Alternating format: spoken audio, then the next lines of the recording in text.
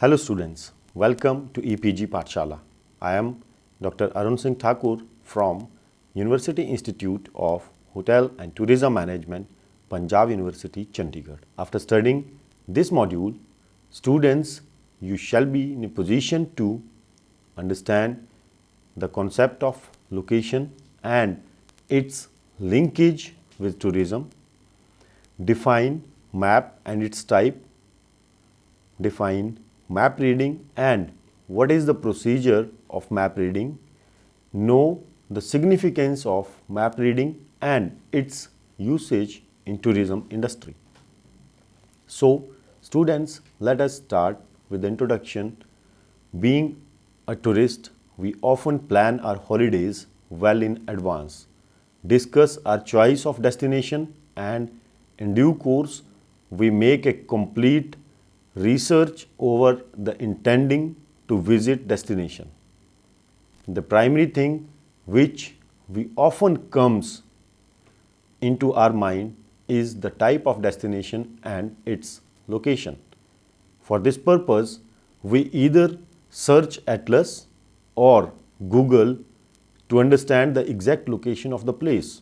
This activity enables us to understand the destination in many terms like its climate, weather, vegetation, type of clothing required, mode of transport, safety and security, do's and don'ts, etc. This destination is often described as location. In tourism, a location is none but the destination where a tourist is intending to visit and it has something to offer to the tourist. But when we talk about location in geography, it means a position on the earth and it has some longitude and latitude attributes. It has some higher degree of certainty than a place. There are two types of location defined by geographers. First type is absolute location and second type is relative location. Absolute location is the location which tells about the exact position of a place. Likewise, when we say that New Delhi is located 28.6139 degrees north, 77.209 degrees east, it means it is absolute location of New Delhi on this earth. But when we say that New Delhi is approximately 800 kilometers away from Varanasi, it is the relative location of New Delhi. Similarly, 88 Janpath means it is the office location of India Tourism Office. But when we say it hardly 10 minutes walk from Connaught Place, it is the relative location of Indian Tourism Office. So far as location in geography is concerned, there are 4 more concepts which need to be discussed here. As we have already studied the location, now it is the turn of place which is also important. When we talk about place in geography, it always emphasizes over physical and the human aspects. Each place on this earth is characterized by certain unique features in terms of landforms, pedology, biogeography, hydrology, human habitats, etc. And it may vary from place to place. The human feature of a place is distinguished by its size and the nature of its population, which we often describe it as its culture, way of living, etc. This also contributes geographers to analyze 2 places on this earth. Like northern Gangetic Plain is densely populated area on this earth, while the Sahara Desert are least populated area. Gangetic Plain has the most fertile soils, while the Sahara Desert has the barren land. Gangetic Plain has perennial source of water, while the desert has no source of water at all. Next significant aspect is interaction between the human and environment, which involves 3 aspects like the dependency, adaptancy and the modification. It is the environment which compels human being to sustain at a place. Dependency can be described as the ways in which the human beings are dependent on nature for their survival. Adaptation can be defined as the compromise with the environment for sustaining. It is the process of modification. There is a slight difference between adaptation and modification. When we adjust ourselves as per the needs of the nature, it is called as adaptation. And when we find difficult to compromise or adjust, we compel environment to act according to us, like need of air conditioners and refrigerators are the examples of modification, and as a result of this modification, the environment has degraded badly.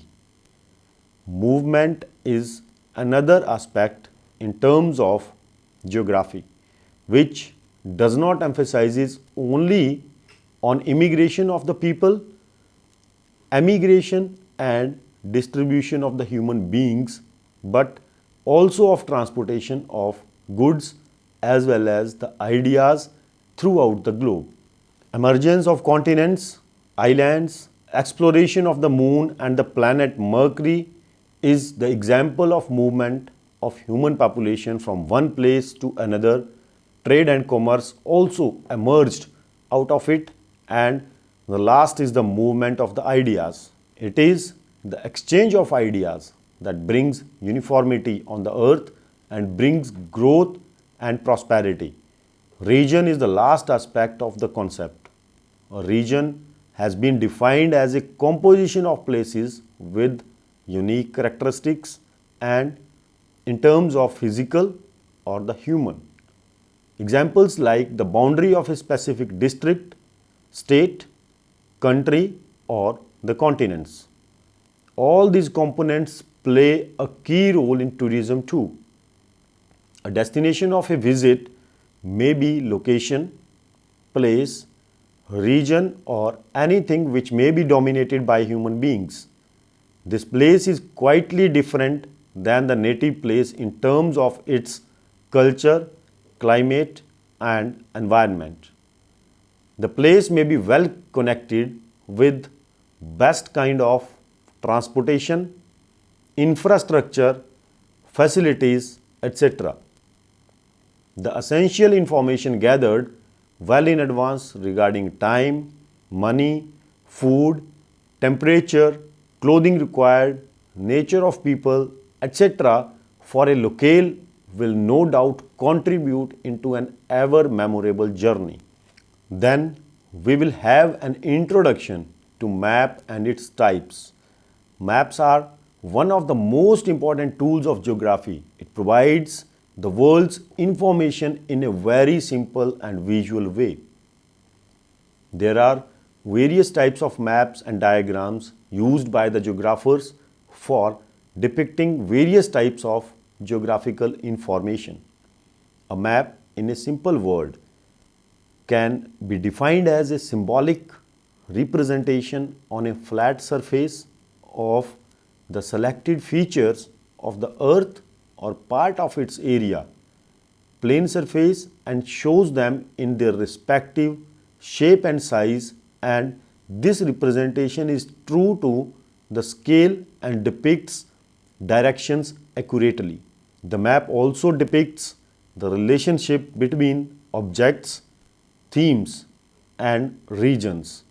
Thus, maps inform us the countries and their shapes, location, distance, distribution of things on this world, and show the location of our houses and streets, etc.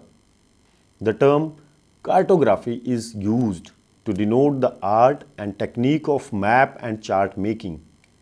Map and chart makers are called as cartographers, and they make charts and maps to fulfill various purposes, like road maps are being used by the travelers going through their own conveyance. Meteorological scientists use weather maps, study climatic conditions, and forecast about the climatic conditions.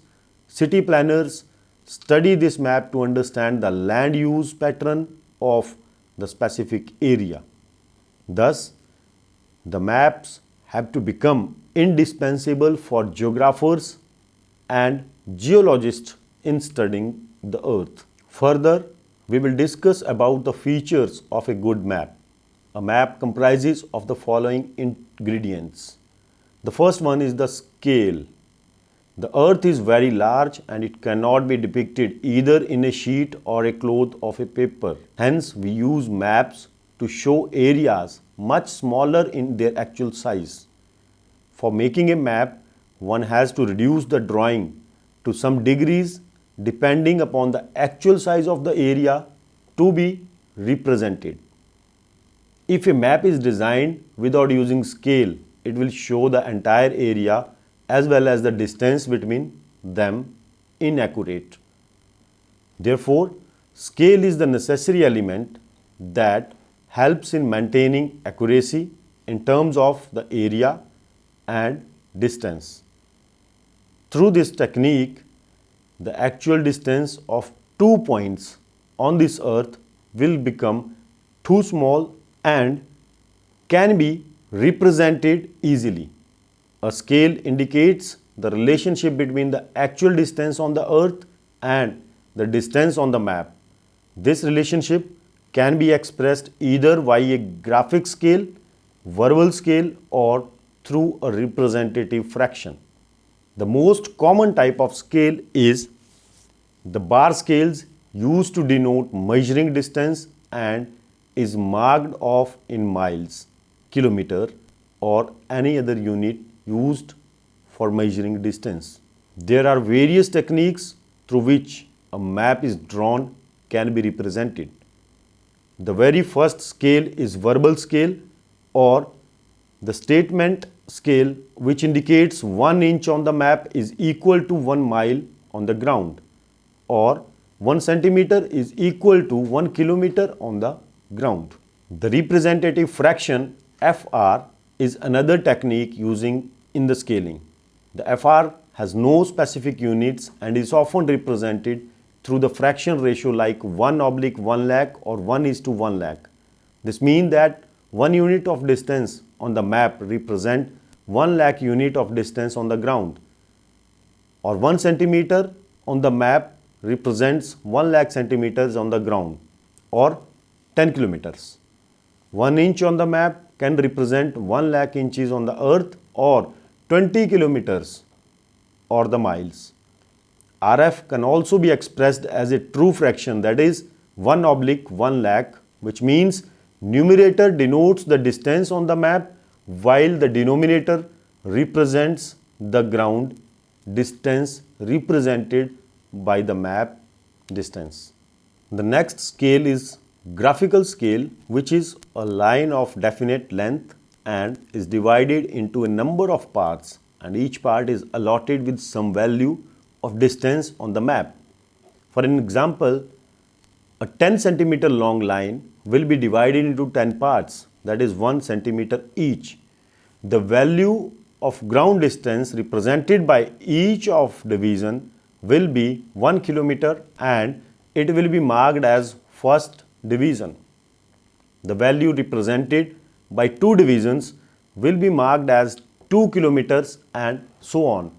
Thus, the value of the distance written on every graduation will be marked as 0 kilometer, 1 kilometer, 2 kilometer, and the number will go on till 10 kilometers. The second aspect is the symbol. There are many symbols used by the cartographers to represent geographical features. For example, the black dots denote the cities.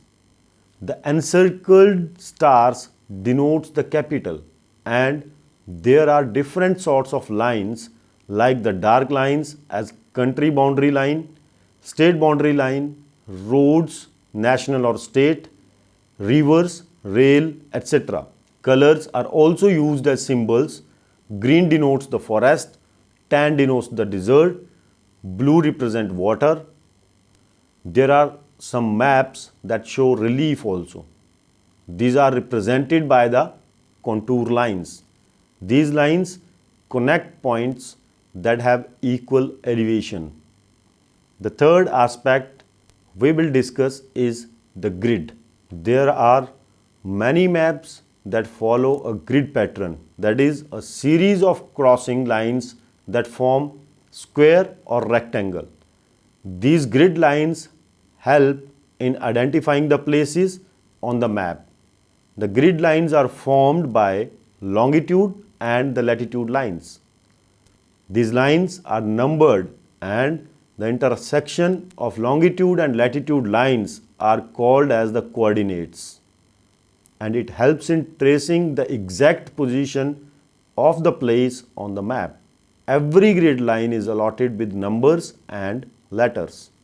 The boxes formed by these grid lines are denoted with A, B, C and so on across the top of the map, and 1, 2, 3 and so on across the left side of the map.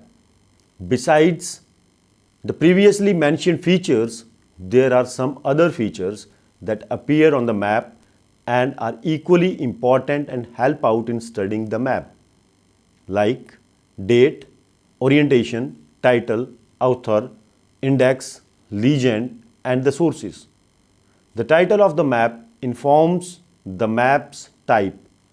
That is, it informs the purpose of the map and its content. The date represents the time of the map, that is, when the map was designed, or the relevant to the map information at the time of designing the map. The examples can be quoted as the political map of India during the Gupta's period, which authenticates the period as well as the area. The author's perspective is also important and is reflected through its content. A source is also important to check its authenticity, objectivity, and accuracy. This enables the readers to identify the source through which the author of the map received the information. Orientation means the indication of the directions, like a compass is used to mark the direction, or simply putting an arrow to indicate the directions on the map. The index on the map helps readers in finding a specific spot on the map using grid lines. The legend describes the symbols and its significance on the map. The next topic is the types of the map. There are various types of maps that fulfill the demand of various users. A large number of maps fall in the category of general reference maps that fulfills a number of objectives, like to trace the location of places, landforms, things, boundaries, water bodies, process or phenomena, and details of the various distributions. The best example is the map of India that depicts railways, highways, towns, cities, and the capitals. There is another type of map which is called as thematic maps. The speciality of this type of map is that it depicts only one factor, that is a specific data like distribution of average rainfall of a specific region or area, distribution of certain disease. The following are the different types of maps whose description is as follows. The first one is the political maps. The speciality of this type of map is that it focuses solely on the national boundary of its area, the neighboring countries, state boundaries along with the location of the cities and other details. The political map of India describes its 29 states and the 7 union territories along with its neighboring countries. Then second comes the physical map. Physical map depicts landforms, features of a place like mountains, rivers, lakes and other water bodies. They represent all water bodies with blue color. Green color is used to show lower elevation. Brown color is used to depict the high elevation. Then third one is the topographic maps.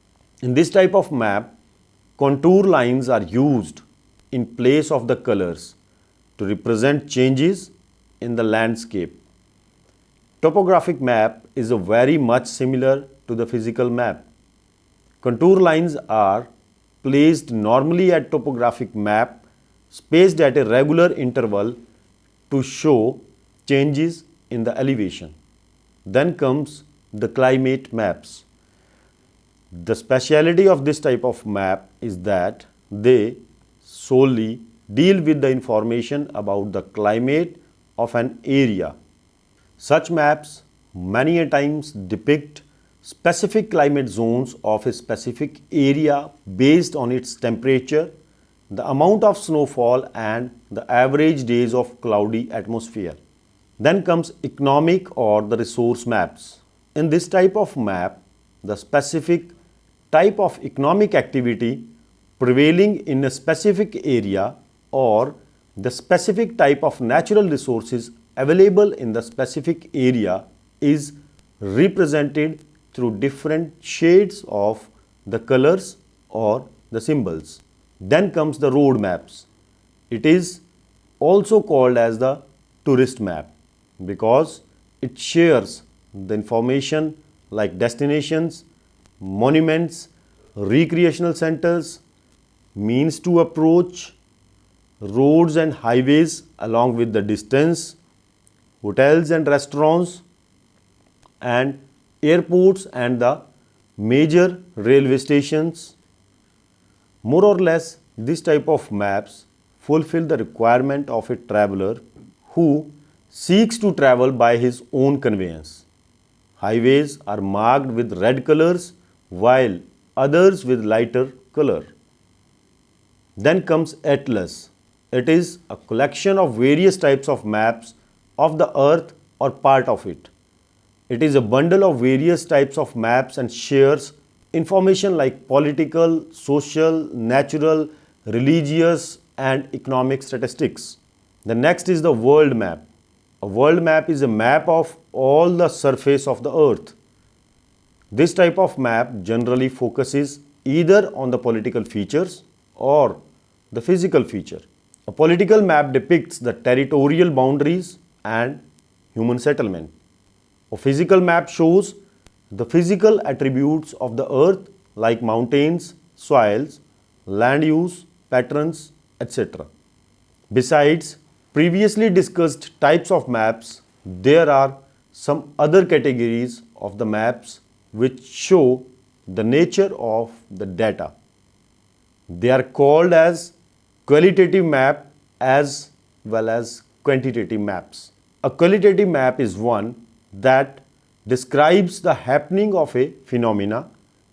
A map showing urban or rural development or various types of forests or soils are the example of this type of maps.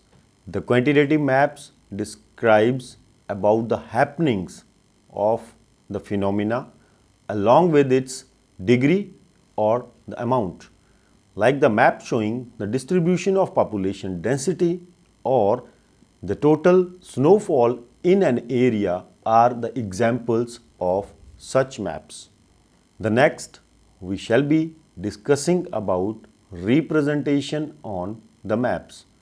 It is not possible to represent various types of data and its original form on the maps. So, they are represented through symbols like cities are shown through dots and rivers through lines. There are various types of symbols used in the maps depending upon the nature and the needs of such symbols. Basically, there are two types of symbols, that is the qualitative and quantitative. Qualitative symbols are used to represent the occurrence of phenomena in different areas, the availability of minerals, in India is often shown through qualitative symbols. A qualitative symbol is used to indicate the amount along with the occurrence of the phenomena. For example, the density pattern of population which tells the place along with its number of persons living per unit area.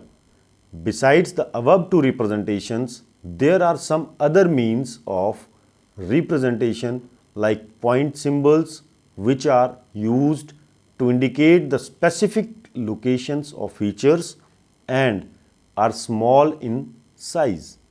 In this point symbol representation, dots are used to locate the cities.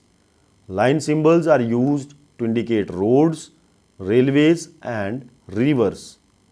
Area symbols occupy an area on the map are used to indicate the extent of territories for occurrence of any particular phenomena. Example is the representation of different types of soil distribution on the map. There are some of the common quantitative line symbols and their use is described as isogones represents equal magnetic declination. Isoheights represent equal rainfall. Isosysmals represent equal seismic strength. Isotherms represent equal temperature. Isochrone represents the equal time. Then isohaliness represents the equal salinity. Isobars represent equal pressure. Isobath represents equal depth at the seabed. Then isohells represents equal duration of sunlight. Isonephes represents the equal cloudiness. Then what is the map reading process? Map reading is an exercise based activity which requires the awareness of various types of symbols, their use and significance. There are certain steps which need to be followed for getting good results in studying the map. The details of the steps are as the first one is understanding the map. Before proceeding to the next step, it is important to have the knowledge of the map. Just try to understand the map and its theme, that is, what is that map is of. Then second point is the understanding of the symbols. The success of the map reading lies in its fact that the symbols are coded correctly. The misconception of the symbols may lead to confusion and hence the explanation may vary. Third factor is use map scale. The knowledge of the scale is important because the scale helps in representing a big country into small one on paper or a cloth. The next comes the study of the grid lines. As stated above, grid lines are caused because of the longitude and latitude and are in the form of a square and represented in fainted blue color. These lines help in pinpointing the location of a place. Further comes the study of contours and the relief. The knowledge of the contour lines is of high importance if you are traveling to some hilly area. These lines show the height and shape of the land. These are always marked with orange or brown color with some numbering. These numbers tell the height of the mountain from the sea level. Then comes use your compass. If you are technologically shabby, it means half of the work is done. A compass is a magnet-based device that helps you in pinpointing the north direction. It can also be used to indicate your own location whenever it is required. Now, let us understand the significance of map reading in tourism industry. In the present time, when we are having ample of money and are ready to drive to some places, being a tourist, we often visit a place which we are not aware. The maps helps us in many ways, like it informs us about the route which we want to take. The exact route to be followed may save our time as well as protect us from many problems like extravagance, safety and security and so many other unforeseen circumstances. The map reading may also contribute to understand the destination, the location of the attractions, the location of the railways, airports and bus terminals, the restaurants, etc. It also tells the distance between the 2 points, mountains, rivers, valleys, etc. The map also depicts the cultural resources of the place, like by seeing the Kerala or the Goa map, one can think of the food festivals and the sea along with some form of adventure activity. The map is also a source of studying the climatic conditions of the place, which may share the information regarding the temperature and the types of clothes they are required, or sometimes inform the type of souvenirs and the handicrafts available which can be purchased at the time of visit.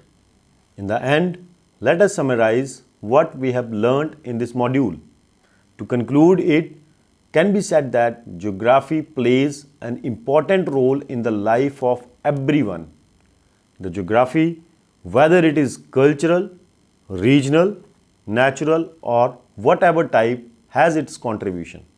The art of studying map can help anyone in many ways. The important thing is that the awareness of the various symbols which are depicted on the map.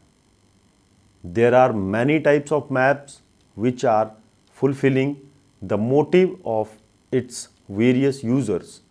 Being a tourist, they are using a map for different reasons.